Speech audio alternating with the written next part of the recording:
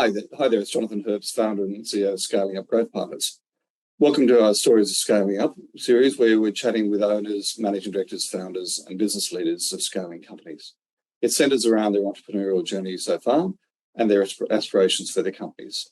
Today I'm speaking to Antony Dutton, managing director of Provender Australia. Have I got that right, Antony? Provender?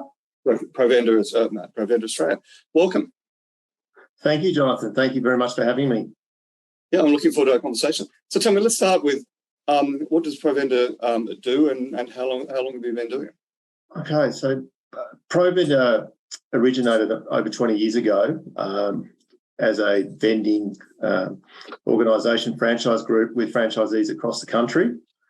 So when we say vending, we're talking about vending machines. We're talking about vending machines, drink and snack, traditional drink and snack vending machines, a large franchise network across Australia. We currently have 45 franchisees and service agents from Perth to Townsville, northern Tasmania, so all over Australia. So the background really was around drink and snack vending. Over the last number of years, we've looked at in terms of what's next. I'm a great believer in innovation technology. I come from 20 years in technology. And it was really looking at, well, where can we go from now? So we don't look at ourselves anymore as a vending organisation. Very much we see ourselves as what we call unintended retail. And by unintended retail, I mean in terms of we deliver solutions to our customers, to organisations using unattended retail, whether that's by vending, whether it's by what we call a micro market, which is essentially a cafe, which is unattended in terms of human unattended. People go along and they pay. They go out from a fridge, from a kiosk. They go along, pick the goods out, and then go to a kiosk and pay for those goods. And also via smart fridges, which is essentially a fridge full of goods. You go and tap and pay with your smartphone, a smartphone, I should say, your smartwatch, etc. The fridge door opens. You take out the goods. And then essentially using that device, it charges your device for those goods that have come out of the fridge. So we very much see the future is around unattended retail. There's this huge amount of opportunities, a huge amount of technology from a global perspective. And what we're doing at Provender is bringing that to the Australian market.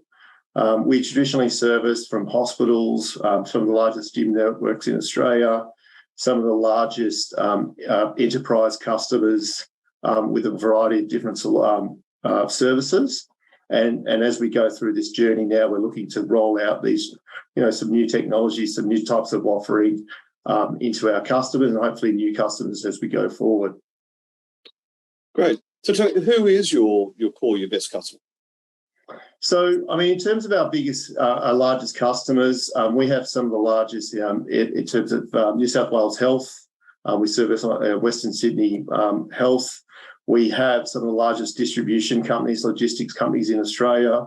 In terms of the gym groups, we have the largest gym group. There's some of the customers from an office environment as well. We service a number of offices across Australia for some of our enterprise customers.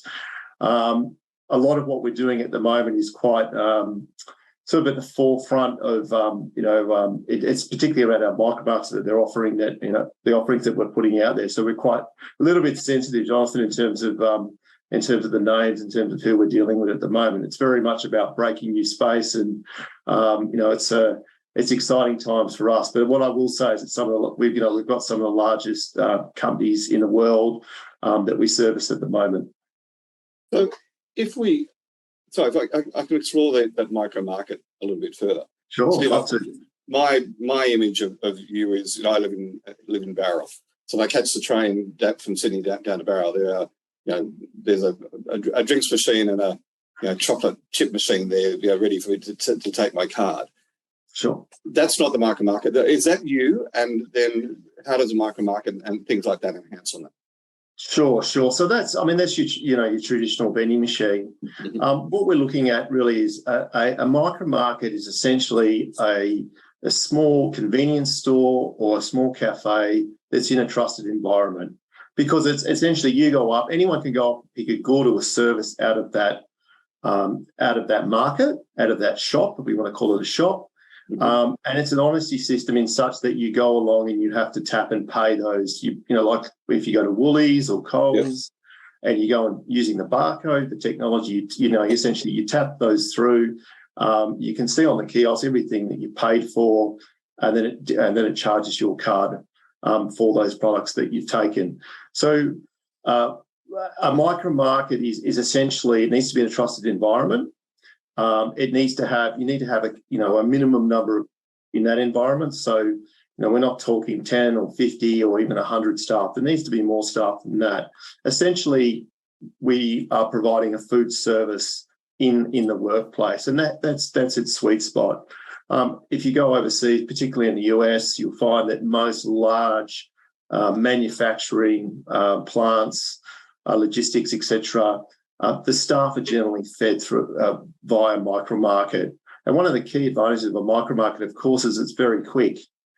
Staff can go there, they can grab what they want, and they just go and tap it, and then they can sit down and have their lunch. So it's a huge savings in terms from a time perspective. The ability, of course, is it's 24/7. It doesn't need to be manned all the time. So we actually, our operators will come in based upon, we can see in the software the technology we have in terms of when food needs to be updated, whether it's fresh food, sandwiches, ready-made meals. We even do sushi days. Through you said it's sort of dry goods, drinks, cold drinks, in terms of providing coffee as well. So a full coffee service as well.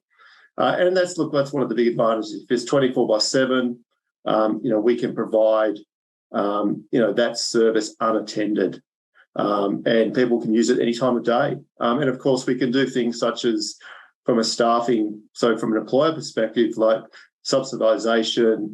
If staff want to subsidise the meals for their staff, or what we are seeing is a number of the, I guess, more healthy type of options in the micro market, and employers will subsidise those those goods and drinks in that type of environment. And of course, it's a big thing now around customer retention. Looking after yourself, part of their well-being, providing them that sort of meal service. Although it's quite new to Australia where it's subsidised, if you go overseas, it's quite standard, and it's just part of the a part of the offer that's that a lot of that employers provide. And of course, the technology companies, of course, I mean, it's pretty standard in the technology space these days in an office environment.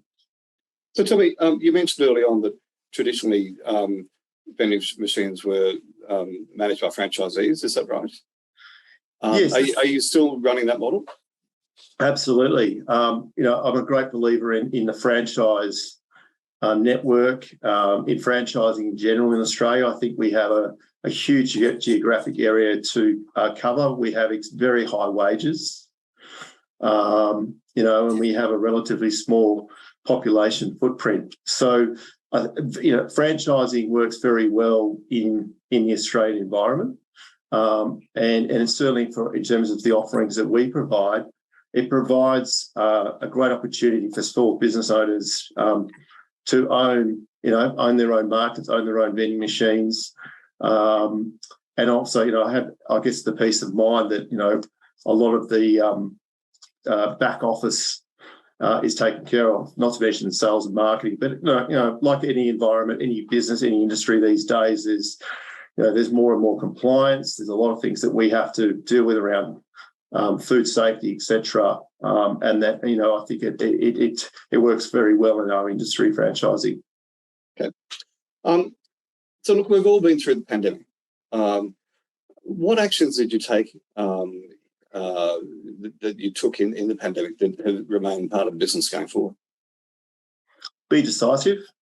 I think it's very important that we had a very clear plan of action when it hit. And of course, in our industry, we're reliant on foot traffic, whether that be in an office, whether that be in a hospital, whether it be in a gym. So we were certainly an industry that was hit very, very hard by the pandemic. And look, it was, we had a very clear plan in terms of what we were going to do at the start, through the middle and out the other side. So I think being decisive is a clear action. I think the second point, we were, again, coming from the technology background, I implemented Microsoft Teams just before the pandemic hit. And look, a lot of what we've done, we implemented during the pandemic, we still do today in terms of the rhythm. So I'm a big believer in terms of rhythm, in terms of meeting rhythm, whether it's virtual, that you have those same meetings weekly, monthly, etc. And we continue on with that. Even though we started a lot of those meetings during the pandemic, we have a weekly staff meeting. It only goes for 15 minutes virtually. Mm-hmm. But that's one of the key things for me is in terms of making sure that we've got continuity and actions. Continuity of, and that's something that we continue on with to this day. It's interesting you make the comment about being decisive. It's to me, it's one of the key criteria of being a leader. And I was reviewing some blogs I'd written some time ago, early this morning, and one of them was a blog about Jeff Bezos, and he has this concept within Amazon, or had this concept within Amazon of one-way door and two-way door decisions. I don't know if you've heard of that. But a one-way door decision is something like, we're going to go to a different country, or we're going this in the stock market. Really big, impactful decisions on a business. Where a two-way door decision could be, we're going to hire a new business development manager, and you can go through that door and come back quickly if it doesn't work out. Mm-hmm. And linked in with that, decisive decision making, the two-way door decision versus one-way door decision is a really interesting, or it's a really valuable model to put in place. That you can come back. Yeah, no, I agree. And I mean, for us, it's very much been we've certainly made some of those one-way, one-door. Going into new markets and venturing outside of, I guess, that traditional space. Yeah, very much so. So what does the future look like, and what do you see as your main challenges going forward? Jonathan, for us, it's a really interesting question, and it's a very dynamic space that we work in.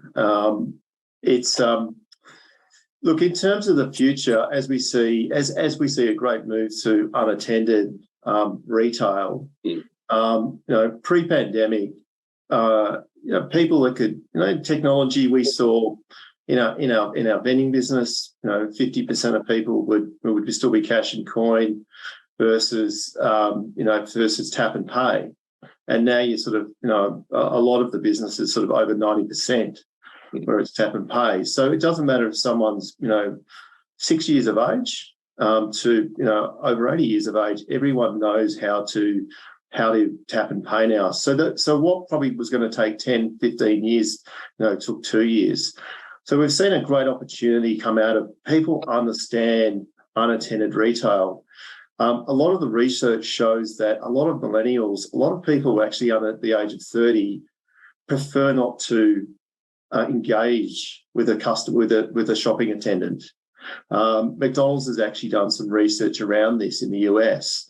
In terms of at a kiosk in McDonald's, people buy millennials, will buy 25% more, spend 25% more if they don't engage with an attendant. They actually go up to the McDonald's kiosk and they tap in what they want. They'll pay more. So consumer behaviour is changing a lot, and it's changing very quickly. And it's not just now for the younger generations. So there's a great opportunity here where the norm is around unattended retail.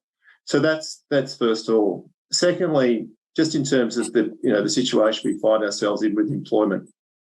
I should say, lack of resources. Yeah. And it's a huge issue.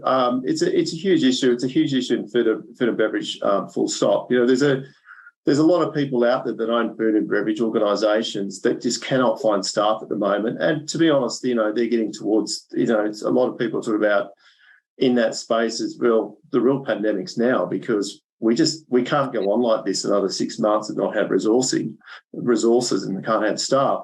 So unattended retail, does have, a huge amount to pay because, again, we're providing a service where you don't need those staff anymore. And the third is around cost, which is not just in terms of human resources, but the cost of products as well. And a good example of this, of course, is in terms of coffee. We're seeing obviously the significant increase in the price of coffee. People go to a cafe and necessarily buying 2, 3, or 4 coffees a day those days at the prices is changing. So again, we're providing a coffee service which is a hell of a lot cheaper, unattended, in a very good product, I should say, as well, in different environments that we service. So there's a huge amount of opportunity coming downstream from that perspective. Against the backdrop of that, I think, is that there is that uncertainty. There is that uncertainty in terms of what is next, and I think everyone's facing that. And it's like I said, I'll say you can only control what you can control. For us as well, I think from a resourcing perspective, from a franchise management office, I'm very lucky. I've got a great team, and we've been very fortunate in terms of needing to employ new staff. We have done post-pandemic. We've increased our head office number, but it isn't easy. And I think that's a challenge that, everyone's will continue to face. And, we're no different in that department. Yeah, no, it's interesting you say that. And the one thing that I'm coaching my clients on, all the time now is the whole, return to office, stay remote, hybrid, etc. And, as you say, in the technology companies, they've provided, food canteens, etc. for many years, and plus ping pong tables and everything else. But it's a number of my clients are looking for incentives to the larger clients to bring staff back at least 2 to 3 days a week. And I can see there's a real benefit in providing what you provide. Look, it's interesting. We've in what you're saying there, we've spoken to a large number of potential customers over the last, in particular, the last 6 months, and there's a real range of views, and even within a larger enterprise organisation, between what maybe say the HR or wellness manager might be thinking versus another part of the business, and I'm actually a little bit surprised, like in terms of a lot of the time when we talk to decision makers and some of these key enterprise accounts, in terms of they're just not. I don't think there's a clear view in terms of what they want to do. And I totally agree with you there. Yeah. And look, I think part of it, as well, as we all know, is with unemployment the way it is, that no one wants to step on anyone's, employees' toes, that if we make change, we force them to come back. All those sorts of things that, are they going to look elsewhere? So I see there's a great range of views there in terms of when we talk to different organisations. Look, we've certainly been involved in discussions with organisations saying, look, we're going to get our staff back. This is going to be part of, this is great what you guys are offering. To, we love it, but we've got no staff here, and we don't know when they're coming back. Yeah, and we've got 400, desks sitting here, but we're not sure when they're coming back. So, there's such a broad range at the moment, and it's really interesting, and we're having some great conversations particularly in the enterprise space with a lot of organisations. But there's certainly no one size fits all, or such and such is doing it, I'm going to follow the leader sort of behaviour by any means. And I think you've alluded to it already. It's the adaptation of technology that it drives a lot of this. I mean, certainly the feeling I'm getting is a hybrid model seems to be the way it's going forward. And unless you say the New South Wales government, where they want to get people back to work because the CBDs are dying. But that hybrid model of wanting to get teams together at least 1 or 2 days a week seems to be the the model that's going there now. I mean, so can we explore that? How would your I forgot the terminology, unmanned kiosk, fresh food, etc. How would that work on a hybrid model? Say a business wanted to bring their teams back together for 2 days a week. How is that? Can you adapt to that? We can. It really comes down to numbers. The biggest thing for us is that, if you've got an office of 1,000 and you've got 200 every day, absolutely. If you've got 150 staff and only 20 are going to be there every day, it doesn't scale down by any means. Of course, it depends on, if it's free food for everyone, it certainly changes the equation as well. So, it really, the way we approach it very much is working with our customers in terms of developing a solution for them, and coming back to them. And it may well be just vending to start with. It may be that's what they need, or there's a coffee service that they, that's the starting point. And again, we are working with our customers in terms of innovative ways, in terms of, helping them as part of that wellness program to get them back to work. It is a very, for a lot of organisations, it is quite, it's a very sensitive.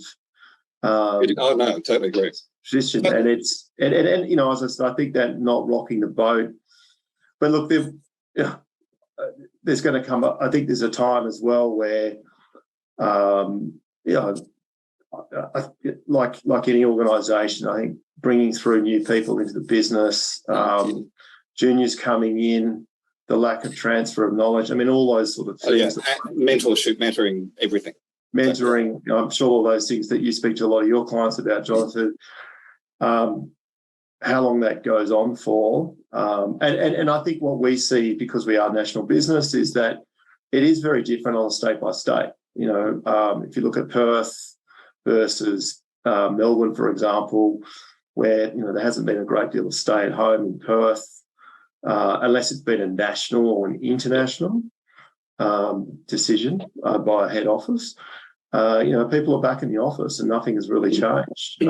Certainly in my travels between Sydney and Melbourne, it's, there's still a lot of people that aren't in those CBD locations, and outside of that, there is a hybrid. I agree with you. It does seem to be, from a white collar perspective, very much the model that we are in at the moment. I'd be interested to see how that transpires if we had the same conversation in 1 or 2 years from now. No, I totally agree with you. What about regional areas, Anthony? I mean, what's your coverage?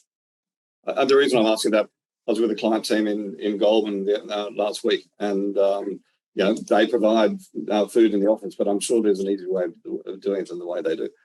Do you have regional coverage? We do have regional coverage. We have a lot of Queensland, New South Wales, and Victoria. We've a little bit, obviously less coverage.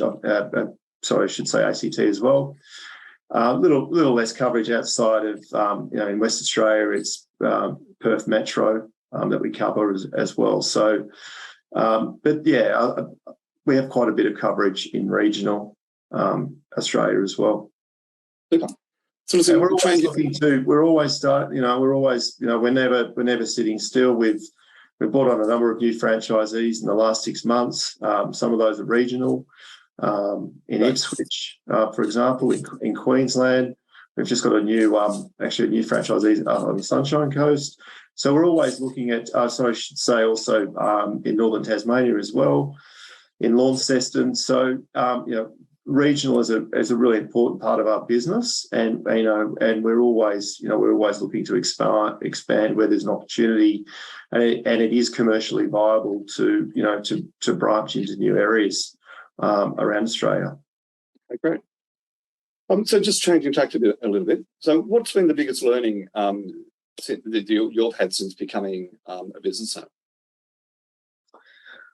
Look, the biggest learning for me is probably around people, in terms of getting the best out of your staff is what it's all about, and making sure that they are empowering them to do, seeing them grow. I've owned a number of businesses over the years, and I've seen a lot of people that started with me many years ago now go on to better and bigger things, and I think staff empowerment's really, really important going forward. I think the other piece is just in terms of ensuring that trust your gut instinct a lot of the time.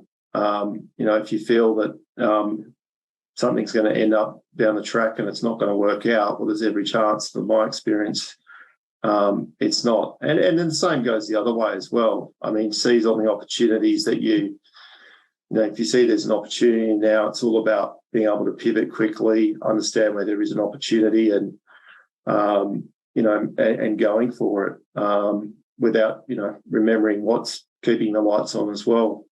Yeah. Okay. Great. Tell me, when you think about the word successful, who pops to mind first, and can you tell me why? Elon Musk. Mm-hmm.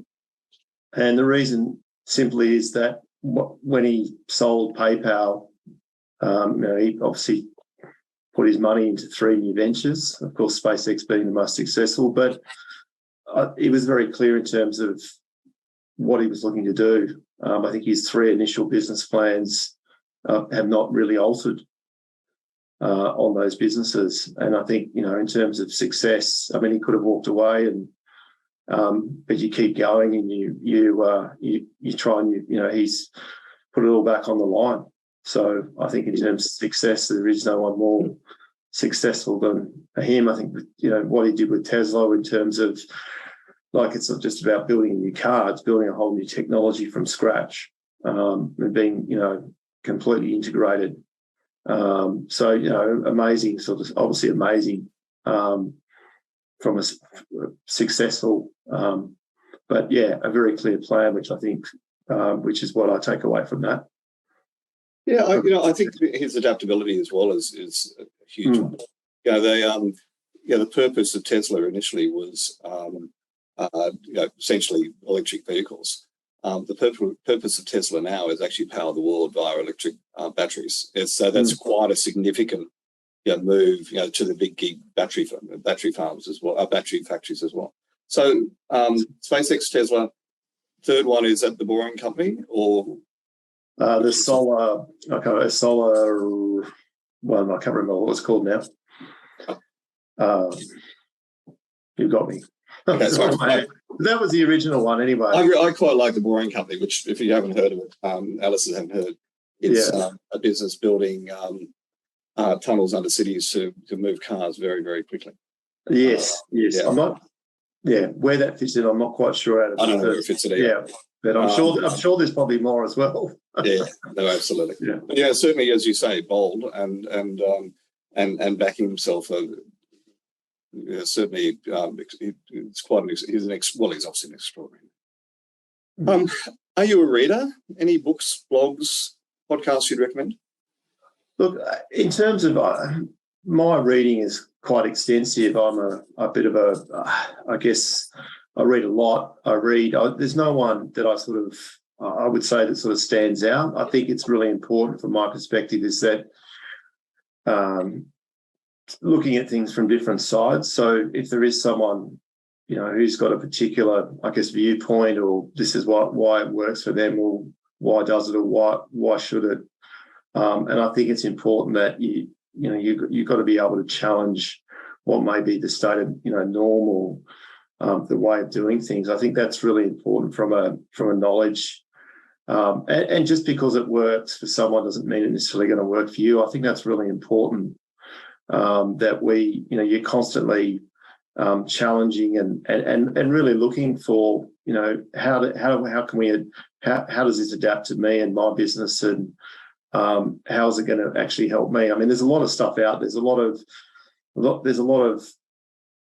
self-help, or this is how we quickly the silver bullet, and it's amazing what someone may have done, and etc. But the reality is with business, from my experience, is that there is no such thing as a silver bullet. But reading and knowledge is plays an incredible part in terms of your journey, and along the way picking up those pieces and those takeaways is really important, and how you throw that back into the mix in terms of how you manage your business is really important. It's interesting to say that. One of the things I coach often is R&D, rip off and duplicate. There's always someone that's been there's definitely someone who's been out there, done that, what you're trying to do, and probably better, that you can find and copy what they've done. And trying to reinvent the wheel from day one is, you're on a hiding to nothing. So rip off and duplicate. And within my business, I'll always give accreditation as to where I've got it from. But I'm borrowing frameworks, tools, strategies for my clients from everywhere, because someone's always done it before now. Absolutely, and I couldn't agree more, John. I mean, there's a lot of, as you said, there's stuff out there, and what I guess one of my learnings as well has been how to adapt, learnings into our market. Yeah. As I said, I came from a software background where I worked a lot with the likes of Microsoft and Oracle, and there's a lot of marketing around, this bit of software may work in this environment. But, one of the biggest lessons I learned is how do you actually downscale technology into our market? And that's really important to understand, because, we are a very small market. Unless you're looking to export, and I don't get me wrong, there's some great young entrepreneurs in the startup and well beyond that now, and mature technology space. But you need to be able to adapt in our market. I think that's the key thing about adaptability. How do you actually make it work in our environment, in our market, with a relatively very small population, with very high wages as well? Yeah. So how do you actually make that work? That's definitely one of the things I've learned along the way. Mm-hmm. Yeah, no, I agree. So, any last piece of advice or parting words for CEOs or aspiring CEOs out there? Aspiring CEOs, it's easy. Take one of your franchises. Of course. Look, I think just a couple of points. One would be that it is always important to build moats around your business. And you said that I wouldn't say I'm an avid Warren follower, but I do think there's a lot of truth in that. You need to be. It doesn't matter what you do. Thinking about how you actually build, moats around your business is really important. You need to have a competitive advantage. You need to have differentiators. And in terms of whether that's and from an intellectual property perspective as well, it's really important that you've got whatever intellectual property you have in your business, which is often in a lot of people's heads. How do you actually transfer that knowledge? How do you actually ensure that there is a path, as people move out of your business, that knowledge is there, and it's not just taken with them, because that's really important. But the most important piece of advice is to always have an exit strategy. You need to have an exit strategy. The ship always needs to know where it's going to sail, and even if it might end up sailing in a different direction, it's important that you've got that. Because without that, and I've seen it happen with many people in business, they're just not quite sure where they're going. Doesn't always lead to such a successful exit down the track. And particularly if you've got business partners involved and you've got different positions in terms of how you actually want to exit out, etc. That can get very complicated. It's a very, very good point you just made.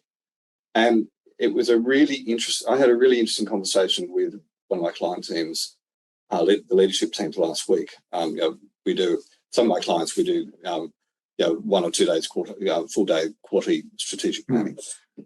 And we had a new marketing director started, and she asked the question of the owner, what's your exit strategy? What is your plan?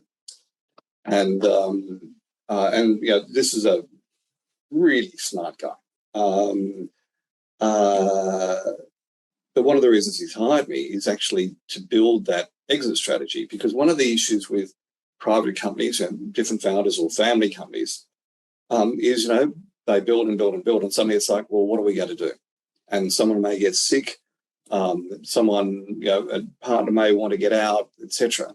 And if they haven't built the company to be able to be sold, which means, let's detail every single process in absolute detail with checklists and SOPs and everything else, so that someone can actually come in and actually take over the company and understand it, and that the company can drive. It's a self-managing company that can grow without the founder. If you're not set up like that and something goes wrong, you just won't get the multiples. What's the average sale multiple for a private company? Maybe 3 times if you're lucky, 1.5 times if you've got no processes in place, 7 to 8 times if you've got it all set up, everybody doing the right things in the right seats. It makes an extraordinary difference to an exit. Areas that I spend a lot of time with my clients is preparing them for an exit that may never happen, but putting those things in place so that they have options. And why are we an entrepreneur? To take cash out of the business or sell it for a profit. At the end of the day, that's the reason we're here. That's a very, very good point, Antony. Thank you for that. You're the first person that's raised that, which I'm really pleased with. I've been around the block a couple of times, Jonathan. That's probably why. Yeah, and look, that's one of the reasons I'm loving doing what I'm doing with these interviews. It's they're great conversations, and thank you for joining me. Thank you, Jonathan. It's been a pleasure.